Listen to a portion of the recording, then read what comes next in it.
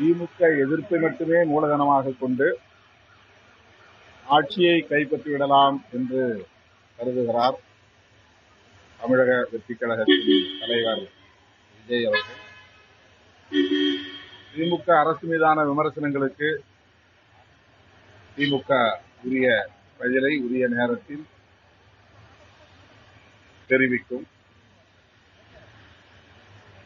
விடுதலை சிறுத்தைகள் கட்சியை பொறுத்தவரையில் விஜய் அவர்களின் வரவால் தமிழகத்தில் ஆட்சி மாற்றம் நிகழ்ந்துவிடும் என்று ஒரு மாயத் தோற்றத்தை சிலர் உருவாக்குகிறார்கள். ஊடகங்களும் இதில் பெரிய பங்கு வகிக்கிறது. ஆனால் திராவிட முன்னேற்ற கழகம் தனித்து ஆட்சி நடத்தவில்லை. ஒரு கூட்டணி பலத்தோடு ஆட்சியில் இருக்கிறது. அந்த கூட்டணி இன்னும் வலுவாக கட்டுக்கோப்பாக இயங்கி வருகிறது. இந்த தேர்தலையும் சந்திக்க உள்ளது. எனவே மதசார்பற்ற முற்போக்கு கூட்டணியை வீழ்த்தக்கூடிய அளவுக்கு, ஆட்சி மாற்றத்தை ஏற்படுத்தக்கூடிய அளவுக்கு ஒரு தாக்கத்தை விஜய் அவர்களால் ஏற்படுத்த முடியாது என்று நான் கருதி நம்புகிறேன். கூட்டத்தை வைத்து தேர்தல் காலத்தை முடிவு செய்ய முடியாது நீங்க பேசுறீங்க. அது பேசிக்க உள்ளிட்ட பிற கட்சிகளுக்கும் அது பொருந்துமா? எல்லாருக்கும் பொருந்தும். அதாவது விடுதலை சிறுத்தைகள் கட்சிக்கும் லட்சக்கணக்கானோர் திரளுகிறார்கள். அண்மையிலே நாங்கள் நடத்திய மாநாட்டில் பல லட்சம் பேர் திரண்டார்கள். அந்த மக்கள் திரளை வைத்து விசிக தமிழ்நாட்டிலே ஆட்சி மாற்றத்தை ஏற்படுத்துமா என்ற விவாதத்தை எந்த ஊடகமும் செய்யவில்லை. திருமாவளவன் பெரிய தாக்கத்தை ஏற்படுத்துவாரா, மாற்றத்தை ஏற்படுத்துவாரா என்று யாரும் விவாதிக்கவில்லை. விஜய் அவர்கள் ஒரு பிரபலமான சினிமா நடிகர், கதாநாயகர் என்பதை வைத்துக் கொண்டு பெரிய மாற்றம் இங்கே நிகழப் போகிறது என்பதை போன்ற ஒரு தோற்றத்தை உருவாக்குகிறார். திமுக, விசிக போன்ற கட்சிகளுக்கு, கம்யூனிஸ்ட் கட்சிகளுக்கு வரக்கூடிய லட்சக்கணக்கான பேரும் அரசியல் சக்திகளாக வருகிறார். கொள்கை கோட்பாட்டு புரிதலோடு களத்திலே நிற்கிறவர்கள், நீண்ட காலமாக அரசியல் களத்தில் மக்களோடு நிற்பவர்கள்.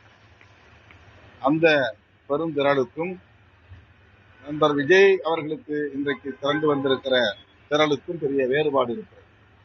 ஆகவே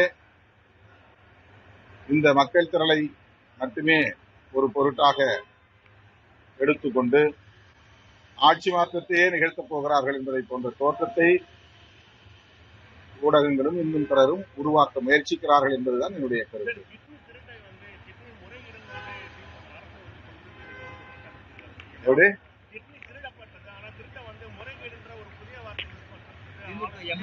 மருத்துவமனையில கிட்னி திருடப்பட்டிருக்கதா மக்கள் மத்தியில விஜய் பேசியிருக்கிறாரு. இன்னொரு விஷயம், அதிமுக பாஜக விமர்சனம் இல்லாம திமுகவுடைய இதை மட்டும் மக்களிடையே விஜய் தொடர்ந்து பேசிட்டு வரதை எப்படி பாக்குறீங்க? அதிமுக பாஜக பற்றி பேசாம திமுக பற்றியுமே மக்கள் மத்தியில விஜய் பேசிட்டு இருக்கிறது. அவர் தொடர்ந்து திமுகவை பற்றி மட்டுமே, திமுக தலைமையை பற்றி மட்டுமே, திமுக அரசை பற்றி மட்டுமே பேசி வருவதால் தான் அவர் ஏதோ ஒரு திட்டமிடப்பட்ட அஜெண்டாவுக்காக வந்திருக்கிறார், களமிறக்கி விடப்பட்டிருக்கிறார் என்கிற தோற்றத்தை உருவாக்குகிறார். அவர் பொதுவாக பரவலாக தமிழக அரசியலை பேசினால் அவர் எதிர்காலத்தில் என்ன செய்ய போகிறோம் என்பதை குறித்து அவர் பேசினால் இந்த தோற்றம் உருவாகாது. எனவே அவர் திட்டமிட்டு களத்தில் இறக்கிவிடப்பட்டவரா என்ற கேள்வியும் சேர்ந்தே எழுகிறது. இதேதான் கமல் கட்சி ஆரம்பிக்க போது கமலுக்கு யாரும் ஏற்றினாலும் திமுகவினரும் அவர் சார்ந்தவரும் அவர் குற்றம் சாட்டினார்கள். ஆனால் தற்பொழுது அவர் திமுகவினரே எம்பியா இருக்கிறாரு. ஒவ்வொரு முறையும் ஒரு கட்சி தொடங்கும் பொழுது அவர் பின்னால் வந்து ஒரு ஏற்பாடு பண்றது எந்த விதத்தில்? கமல்ஹாசன் அவர்கள் இன்றைக்கு திராவிட முன்னேற்ற கழக கூட்டணியிலே ஒரு அங்கமாக இருக்கிறார். அவர் அரசியலை அடியெடுத்து வைத்த போது அவர் அரசியலை பார்த்த முறை வேறு.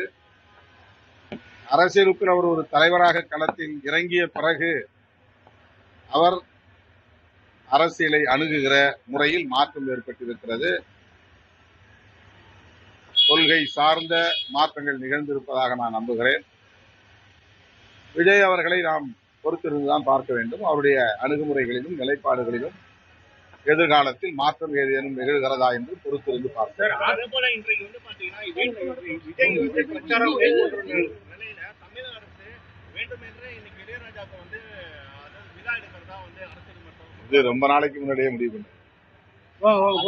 இசைஞானி இளையராஜாவுக்கான விழா வந்து தமிழக அரசு ஏற்கனவே அறிவித்த ஒன்று.